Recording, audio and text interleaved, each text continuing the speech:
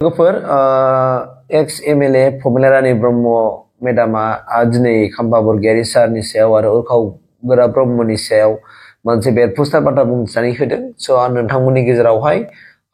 प्रमिला रानी Brahma ex MLA मेडामा दिनै मा बाथ्रा बुंखो उरखाव गोरा ब्रह्म सारनि सायाव आरो खाम्फा बरगयारी सारनि सायाव बे भिडिअखौ आं नोंथांमोननि गेजेराव लानानै फैदों। स' फै लोगोफोर नोंथांमोननो आं भिडिअखौ होनानै होगोनसो नायग्रोदों।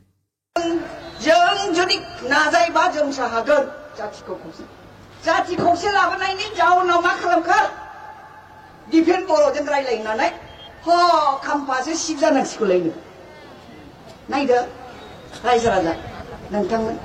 मानियोसो नोंसोर मानियोबा सोरबा मानियोबा खाम्फाखौ सिब बानायनायाव मानिग्राथ' माखौ थिखांनाय गोबारै बुं ओरैजायलाय डिफेन्स बर'नि रायलायनायाव खाम्फायासो सिब डिपुटि सिबा सोर लरेन्स रोनगोरा आरो जोंनि रायजो राजा जोंलाय मा पार्टि खालामग्रासो रायजो राजाबो मानिया एमपि इलेक्सनाव होनदों ओइ बायद' खाम्फा बरगयारी दिले हारिब होननानै हारसाफ्रा होमबा बबे स्टेटासनि मानसि बिलाय बबे स्टेटासनि मानसि खाम्फा बरगयारिया केन्डिडेट बेखौ होनाय लोगो लोगो बायद' हारिब होनखाबाय जेनबायबो बे माखौ मा साननानै इउपिपिएलआव हाबैदों हनै जोंना हाबैनाया फैफिनबाय आरो दंबावो लिडारफोर हाबफैग्रा दंबावोसो जोंनाबो हाग्रामा एसे सदन होनो नागिरो नालाय सोद'आ दा सदन होदों दा बिएसि होननानै थांबाय सोरबा पार्टिनिफ्राय थांबाय फैसा मोनगोन होननानै फैसाथ' मोनाखिसै दानिया फैफिननो लाइन लागासिनोसो सोथ'आ देरहासारखौ बुंबाय आं हनै बेबो सोथ'आ थाथोंसै बिसोरो বিশ্বাসঘাতক खालामदों नालाय তেওঁলোকে মানে আমাৰ দলক বিশ্বাসঘাত কৰি পেলাই ইউপিপিএলত গৈছিল তেওঁলোকে অনুতাপ কৰি পেলাই আমাৰ দলত আকৌ যোগদান কৰিবৰ কাৰণে তেওঁলোকে লাইন লগাই আছে এতিয়া মুখে পায়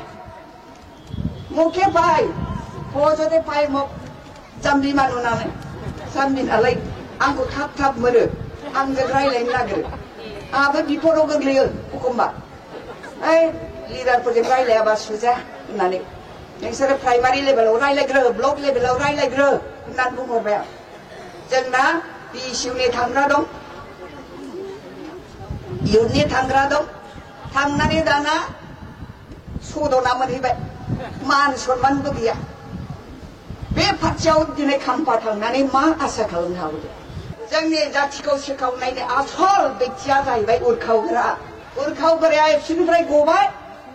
गनाय लोगो लोगो बेखौनो हरथारबाय बियो एबसुनि प्रेसिडेन्टआ आंजों थानानैसो सालायदों बियो आंहा पुलिस सानै मोनबाय नालाय एमएलए जानानै आंजों थायैसो बे एबसुनि बिबानखौ मावलांदों दाना अननानै बेनोनो केन्डिडेट होनो थिनलायबाय आं हनै हाग्रामामोनखौ होबाय एमपि जाहैबाय बे मानसिया दिनै जोंनि जाथिखौ सोखावनायनि आसल बेक्तिया जाहैबाय उरखावगोरा आं बुंफ्रामो दिनै बुंबाय फंबाय बायदि मोनो आंजों थाफायो सोमला थाफायो आंजों उरखाव थाफायो बै समाव दानिया थाङै थुङै जेला एकदा जाखांखो मा जाखो आं दिनै खुलाखुलि बुंनो नागिरदों रायजोफोरथ' नङा जोंनि खरनिबो बिपिएफ मोजां मोनग्रा नङा होमबा बिपिएफ जोब दे मिथिखागौ आं बिपिएफ जोब दानिया पार्टि दानसै इलेक्सना गेलेनोसै नालाय 2003नि उनाव फार्स्टआव इलेक्सना गेलेनोसै दाना पार्टिखौ जों होनबाय एमएलएफ्रा नाङा पार्टिखौ नाङा एबसुआनो सालाय इलेक्सनखौ जोंनि जाथियाव पार्टि दायोबा खावनै जायो गावो होननानै बुंबाय आङो मानिथाराखिसै दानिया चन्दन ब्रह्म खाम्फा बिसोर सानैयाबो पार्टिखौ दानायाव दंथारोलाय ओजों ग्रासरुट लेभेलनि सेंग्राफ्रा दङबाबो लिडारा उरखावग्रा नङा उरखावग्रा गाव सिट जानो थाखाय पार्टीनि प्रेसिडेन्ट जानोसै दानिया खिन्थु जानो मोनाखिसै रायलाय होनलाय रबिराम नार्जारिखौ दोननोसै दोनमालाय मा जानो हनै लोगो लोगो केन्डिडेट होनाय लोगो लोगो केन्डिडेटआ गावसिनि जोब बिएलसिआबो जे थैथां आन्दलन खालामनानै एकर्ड खालामबाय बिसोरना केन्डिडेट गैला केन्डिडेट डाबल जाजोब्बाय हाग्रामा गटनि केन्डिडेट उरखाव गटनि केन्डिडेट बेबायदियावनो बिपिआर आरो बिपिपिएफ दानाय सिगांखि उरखावा बे मोनसे जारिमिन बेयो सोखावनाया सोर दिनै जाथिखौ सोखावनाया सोर नोंथांमोना नुखाबाय नङा होमबा उरखाव गोरा ब्रह्मनि सायाव आरो खाम्फा बरगयारिनि सायाव बिथां आइजो एमएलए मेडामा बुंखाबाय बिथाङा एक्स एमएलए मोन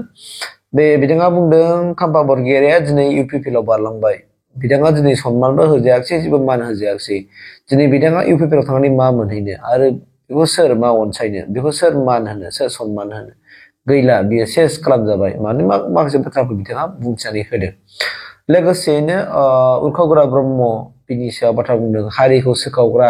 एक नाम्बारा बेनो जाहैबाय आरो उरखाव गोरा ब्रह्मआनो बर' हारिखौ बोखावदों मोनसे समाव जेब्लानाखि गाव एमएलए मोन बे समाव बिथाङा एबसुनि आफादगिरिमोन आरो जेब्लानाखि बिथाङा एबसुनि आफादगिरिनिफ्राय हरनाय लोगो लोगो बेखौ एमपि हिसाबै हरनाय जादोंमोन बे बाथ्राखौ दिनै बिथाङा प्रमिलारानि ब्रह्मआ स्पष्ट खालामनानै होदों दा बाथ्राया बेसेबां सैथो जोंबोथ' मिथिया बिथांमोनासो मोनथिलायगौ दैदेनगिरिफोरनि गेजेरावहाय दिनै बिथाङा बुंनो गोसो गैयामोनब्लाबो आं दिनै सैथो खोथाखौ बुंफ्रानै होबाय होननानै दिनै एक्स एमएलए प्रमिलारानि मेडामा बे बाथ्राखौ बुंथिनानै होदों आरोखि आंबो नोंथांमोननि गेजेरावनो बे बिथिंखौ लाना फैबाय इनफरमेसन हिसाबै होबाय जास्ट एक्सुवेलि बाथ्राया बेसेबां सैथो दं जोंथ' मिथिया बिथांमोनाथ' मोनथिलायगौ मानोना बिथांमोना समाजनि मावग्रा गोजाफ्रा समाजनि मावग्राफ्रा मोनथिलायो नङा होमबा दा जोंथ' साधारन जों सरासनस्रा पाब्लिकसो गतिके बिनिखायनो बाथ्राखौ जोंबो मिथिनानै थानोसै होननानै बे थांखिया नोजोरजों नोंथांमोननि गेजेराव आं बिदिखौ लाबोनाय जाबाय आरोखि